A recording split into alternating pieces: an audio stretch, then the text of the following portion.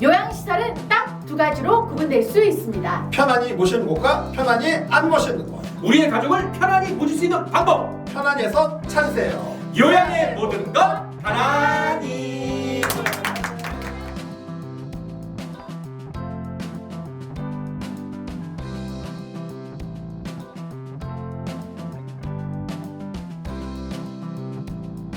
네, 오늘 저희 편안히에서는요, 교회가 직접 요양시설을 소유하는 게 좋을까요? 라는 주제를 가지고 이야기를 나눠보도록 하겠습니다.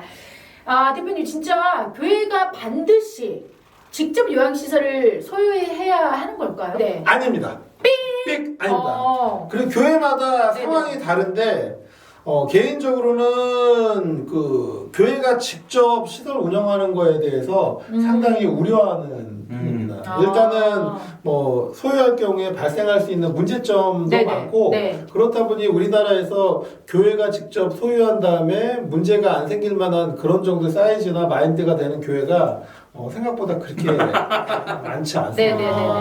그렇죠. 이제 네네. 대표님 말씀은 교회가 직접 소유하는 것 자체가 문제가 된다는 얘기가 아니라 너무너무 힘들다. 너무 힘듭니다. 간단하게 예, 어떤 그렇습니다. 점들이 힘든 건데요? 가장 큰 게 이제 어떤 재정적인 어려움도 되게 크고요. 교회가 이제 그 요양시설이 생각보다 돈이 엄청 많이 들어갑니다. 그 베드당 요새 한 8천만 원에서 9천만 원 든다고 생각하시면 돼요. 와우. 그러니까 이제 그것도 어디에 어떻게 짓느냐 수준에 따라서 그렇죠. 차이는 전부 다 있겠죠. 다르긴 한데 예. 우리가 50베드짜리 짓는다고 하면 곱하기 8천만 원 곱하면 대충 40억에서 45억. 네. 뭐 그렇구나. 100베드짜리 하면은 한 80억 정도, 80억 정도 소요가 된다고 보면 되고요. 데이케어는 뭐 인당 한 1,000만 원에서 1,500만 원 정도 잡으시면 네네. 한 50명 수용이면 한 5억 정도 들고 뭐 70명, 80명이면 한 7억 정도 들고. 근데 이것도 워낙 편차가 있습니다. 네네. 근데 그렇겠죠. 어쨌든 요양원이랑 데이케어 같은 경우에는 이 정도 금액이 드는데 이제 교회에서 이 정도 예산을 가지고 있는 교회가 이제 그렇게 많지 않고요. 근데 이제 돈의 문제도 있지만 운영하는 게 되게 많이 힘들어요. 컴플레인이 엄청나게 많이 들어옵니다. 이제 하다 보니 이러면서 상처를 받는 거예요. 네. 같은 교회를 다니는 분들끼리 일을 하고 뭘 거래를 하고 이러는 게 장점도 있지만 막 단점도 맞아요, 있어요. 맞아요. 이게 서로 시험 들 때도 일고 네. 하다못해 이런 시설을 저희가 시험 들게 아니 아까 하셨어요? 제가 두 분이 시험 들진 않았나요? 근데 어쨌든 이런 네. 요양 시설을 이용하다 보면 네. 기존에 보면 이게 그거예요. 이제 뭐 그 책임자분이 목사님이고 장모님인데 네네. 예를 들어서 우리 어머님 이렇게 욕창 발생하는 거에 대해서 되게 무신경하시고 밥도 맛없게 하고 그래서 뭔가 컴플레인을 하고 싶은데 네. 이 컴플레인을 하면 나쁜 신도처럼 보일까봐 뭐 이렇게 컴플레인을 못 하시는 거죠. 쉽지 않아. 그렇다 보니 이거를 갖다 그 목사님한테는 얘기를 못 하고 동료 셀모에 많은 신도들한테 막 고민을 얘기를 하는 거예요. 그래서 그게 소문이 도니까 진짜 이상하다. 아무도 그 뒤로 교회 요양시설 이게 그러니까. 그럼 고인물은 썩어요. 맞아요. 실은 이거를 오픈을 하고 그 목사님이나 교회가 그거를 알고도 그걸 방치했다 그러면 문제가 있는데 그분들이 몰라서 이게 네네. 개선이 안 될 수가 있거든요. 근데 네네. 이게 같은 교회 목회자랑 신도분들이다 보니까 네네. 이게 교류가 되게 힘든 거예요. 어쨌든 네. 이런 운영상의 문제가 되게 많이 발생을 합니다. 그래서 이제 어쨌든 이런 부분이 개선이 안 되는 것도 있고 요양시설과 관련된 그 금액은 전부 교회에 관련된 돈인데 인허가 관련해서 목사님 개인이나 목사님 자녀분들 소유로 했다가 나중에 요양시설이 이제 개인이 사유화되는 막 이런 케이스들이 한두 번 있다 보니 이런 것 때문에 네. 거꾸로 정말 교회가 그런 사유화의 목적이 아니라 교회랑 연계하기 위해서 교회가 시설 지으려고 하면 막 신도들이 막 반대를 엄청나게 하는 거예요. 이거 나중에 목사님이 은퇴하고서 당신이 하려는 거 아니냐, 뭐 갖고 가려는 거 아니냐부터 해갖고 이 요양시설 짓는 거 갖고도 막 그 교회 내부에서도 엄청나게 많은 네네. 문제가 발생하기도 하고요. 그리고 이게 냉정하게 말씀을 드리면 네네.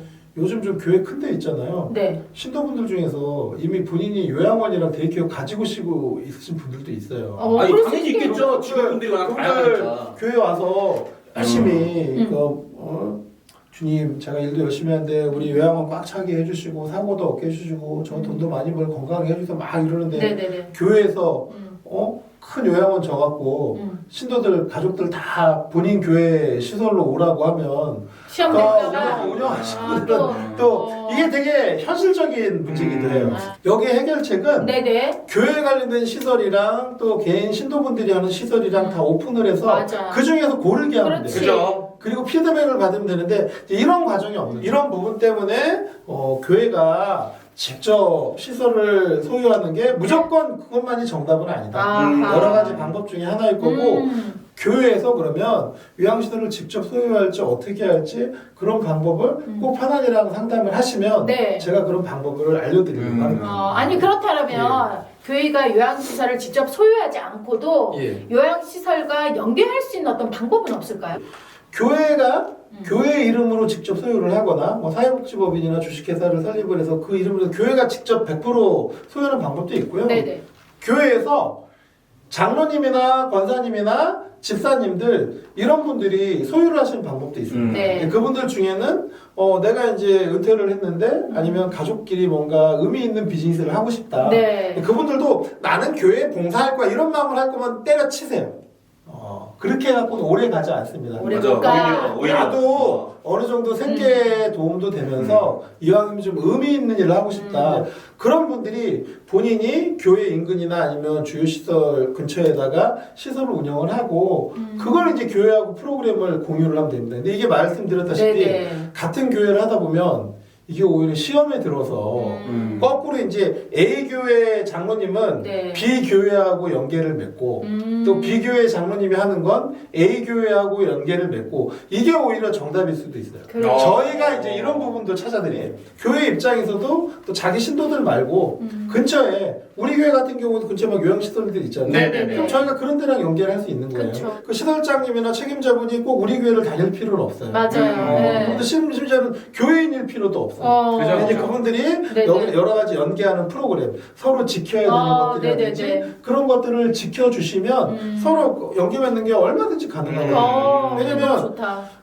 우리 교회를 다니시는 분들이 대충 그 지역이 정해져 있는데 네. 근처에 우리 교인분들이 요양시설을 안 갖고 있다고 그래서 무조건 갖고 있는 멀리 갈 필요도 없는 거고 그쵸. 근처에 있는 교회랑 연계도 가능한 거고 네. 또 그렇다 보면 그 모 데이케어나 모 요양원은 한 교회랑만 연계할 필요도 없어요. 그쵸. 뭐 어디 A 교회, B 교회 해서 룸 몇 개씩 해서 거기는 A 교회, B 교회 그거 갔다 거기 뭐 A 교회, B 교회가 우리 구역에 뭐 남의 사람 치지 마세요 뭐 이럴 게 아니라 저희는 오픈된 마음으로 해갖고 어쨌든 다 주님을 모시는 마음으로 그 안에서 일을 하고 또 돌아가시기 전에 또 제가 얘기하고 싶은 건 교회 부속 시설 같은 느낌의 요양원을 만들기 위해서 또 우리가 이런 일을 하는 거잖아요. 네네네. 또 요양원이든 데이케어든 실버타운이든 다 포함이 되지만 어쨌든 직접 소유하지 않고도 이렇게 연계하는 방법이 얼마든지 있고요. 네. 저희가 이걸 다 찾아드려요. 아하. 너무 근데 이걸 좋다. 보시는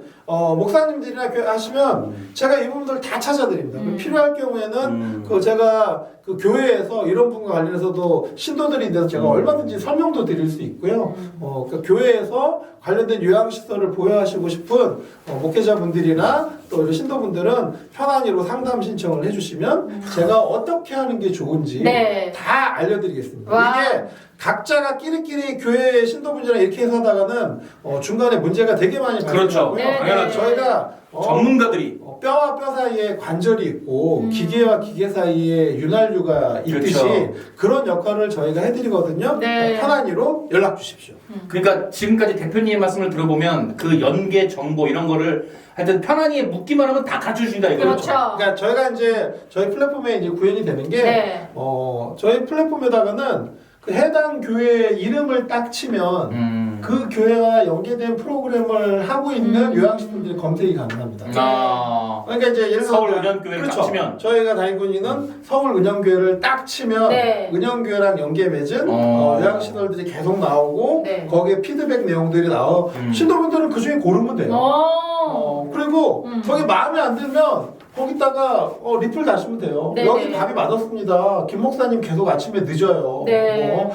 박 요양보사님 너무 불친절해요. 그게 이제 어쨌든 그 블라인드를 쳐서 네네. 이름이 다 보이지 않게끔 그렇게 해서 상처받지 않게끔은 서로 할 건데요. 네. 그런 부분을 충분히 알아야 돼요. 문제가 있을 때 개선할 수 있는 방법이 없고 서로 의사소통이 안 되는 게 문제지 문제가 있는 게 문제는 아니에요. 그치. 근데 이렇다 보니 이런 부분들의 어떤 개선 방법도 없고 여기에 대해서 노력을 하기가 되게 힘든 시스템이다 보니까 기본적으로 모든 교회가 요양시설을 가지고 싶은데 가지지 못하는 거예요. 제가 다 제대로 가지게 해드릴 겁니다. 다 해야. 하나니에서 교회 이름 치면 네. 연계된 시설 다 나옵니다. 요양시설에 어떤 걸 갖춰야 교회가 원하고 신도분들이 원하는지 저희가 다 채워드릴 거예요. 편안이랑 상담해 주세요. 예, 자신 있습니까? 예, 자신 있습니다. 자, 이렇게 교회에서 좋은 요양시설을 가질 수 있도록 저희 편안이의 앞으로의 역할이 정말 무엇보다 중요하지 예. 않나 이런 생각이 듭니다. 자, 저희 편안이는요, 요양에 관한 모든 것들을 함께 고민하고 해결해 나가도록 하겠습니다. 네. 여러분의 실버 라이프가 골드 라이프가 되는 그날까지 편안의 노력은 계속됩니다. 여러분 이번 한 주간도 편안히 편안히 감사합니다.